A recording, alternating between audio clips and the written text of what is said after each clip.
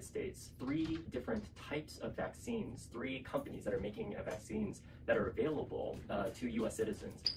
The 2 main ones right now are the Pfizer vaccine and the Moderna vaccine. And now we also got approval for the Johnson & Johnson vaccine, but just recently, and within the last several days, they actually have stopped distributing that to do some more testing. And I'll talk a little bit more about that as well. The vaccines, they're all very effective, and so that's one thing to be aware of, but they are a little bit different.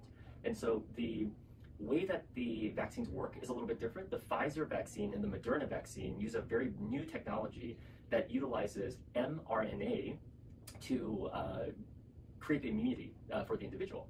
The Johnson & Johnson vaccine uses what's called an adenovirus vector that is a little bit like some of the older types of vaccines. There have been other vaccines that have been used for this as well too that uses adenovirus, but those are some of the differences. But the main difference is the Pfizer vaccine and the Moderna vaccine require 2 shots, whereas the Johnson & Johnson vaccine only requires 1.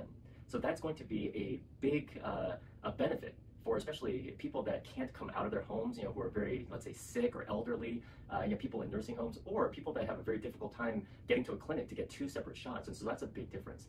Another difference is the Pfizer and the Moderna vaccines require very cold temperatures to store the vaccines. And so these have to be used right away as soon as they're open, whereas the Johnson & Johnson vaccine can be stored just in a regular refrigerator for several months at a time. Now, the efficacy, or how effective these are, they're all very, very effective. The Pfizer vaccine and the Moderna vaccine has an efficacy of greater than 90%, so it's amazingly effective. The Johnson & Johnson vaccine has an efficacy of about 66%, so it sounds lower, but the 66% is actually even better than something like the flu vaccine, so that is actually quite good.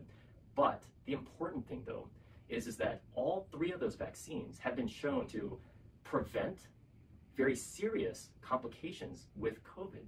And so if you were to get COVID after vaccination, which is still possible, that all the participants in the studies, none of them got seriously ill.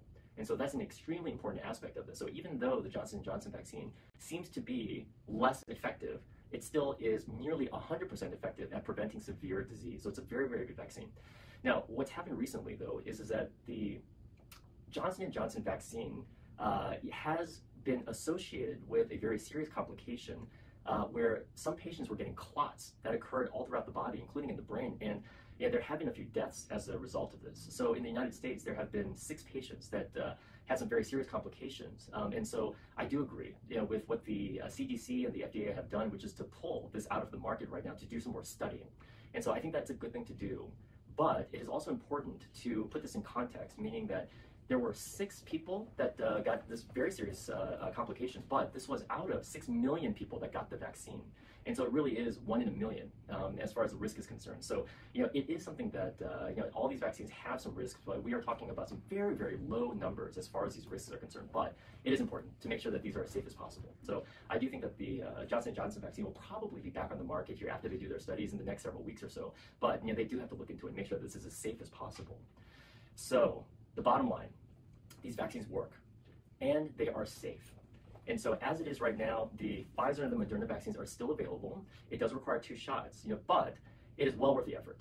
The important thing right now is to try to get as many people vaccinated as possible so that there are no mutations or variants of this COVID virus that could potentially cause even more harm.